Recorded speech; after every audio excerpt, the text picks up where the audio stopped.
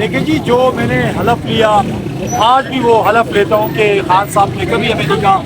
اس کا ثبوت یہ بھی ہے، دیکھ لیں کس طرح پاکستان کی عوام لاکھوں کی تعداد میں نکلی ہے. عمران خان کی کال پہ نکلی ہے. عمران خان نہیں آیا تھا، عمران خان نے صرف کال دی تھی. سوچئے جس دن عمران خان نے ان کو کال دی اڈیالہ کی، یہ لوگ نہیں رکیں گے، اڈیالہ بھی آئیں گے. لہٰذا جو فیصلہ ساز ہے، جنہوں نے عمران خان کو بے گناہ قید کیا ہے، وہ عقل کے ناخن لیں، عمران خان کو رہا کریں. عمران خان اس ملک کا لیڈر ہے، عمران خان 25 کروڑ عوام کا لیڈر ہے، اور عمران خان پاکستان کا خیر خواہ. اچھا فہیم صاحب، ہمیشہ سے آپ کو آن گرائنڈ ہم نے دیکھا، آپ لیڈرشپ کے اس میں زیادہ کم جاتے ہیں، آپ کارکن کی حیثیت سے زیادہ نظر آتے ہیں. کیا لگتا ہے آج کرسیاں بھی ہیں، اسٹیج بھی ہیں، کارکن بھی ہیں، آپ بھی ہیں، لیکن آپ کا لیڈر عمران خان موجود نہیں ہے، کیا جذبات ہیں؟ دیکھیں جی، آپ یقین کریں اس ٹائم جو ہماری فیلنگ ہے، بہت تکلیف سے ہم گزر رہے ہیں. ہمارا جو لیڈر ہے جس کو یہاں ہونا چاہیے تھا، آج پاکستان کس دانے پہ کھڑا ہو گیا. آج غریب عوام جو ہے وہ کھانا نہیں کھا سکتی، بچوں کی فیس نہیں بھر سکتی، بل نہیں بھر سکتی. پہلے عمران خان تھا، صحت کارڈ پنجاب میں بند کیا.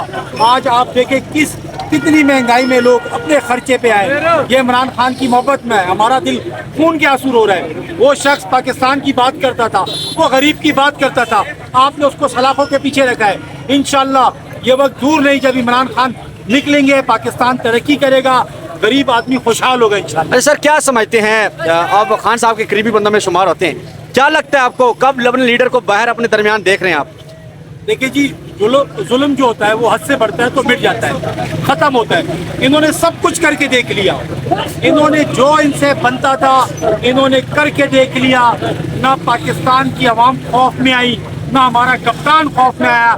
انشاءاللہ اب ان کے جو بھی عزائم تھے وہ ختم ہو گئے.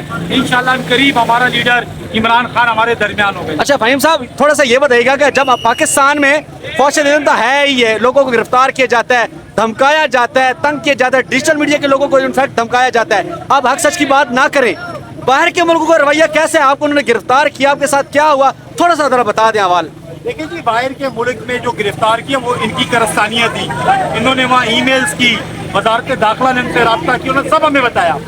وہاں پہ انصاف اور آئین کا بول بالا ہے، وہاں پہ قانون ہے، وہاں پہ ملک آئین میں چلتا ہے. انہوں نے جب ساری چیزیں دیکھی، انویسٹیگیشن کیا، تو جو بات میں کر رہا تھا کہ میں نے کوئی سیاسی بات نہیں کی، میں نے ایک شخص کے لیے گواہی دی ہے جو سچی گواہی ہے. لہٰذا انہوں نے ساری چیزیں دیکھتے ہوئے مجھے بڑے احترام کے ساتھ مجھے کہا کہ آپ ہمارے مہمان ہیں، اور مجھے چھوڑ دیا. اور ہم اگر پاکستان کی بات کریں، خاص کر پنجاب صوبے کی بات کریں، ادھر جس طرح چادر اور چار دیواری کا تقدس پامال کیا جاتا ہے، گھروں میں پولیس والے کود کے جاتے ہیں، ماؤں بہنوں کی کوئی رسپیکٹ نہیں کرتے، جو بدتمیزی کرتے ہیں. قانون نام کی چیز نہیں ہے اس ملک میں. اس معاشرے میں قانون ہے تبھی وہ ترقی کرتا ہے.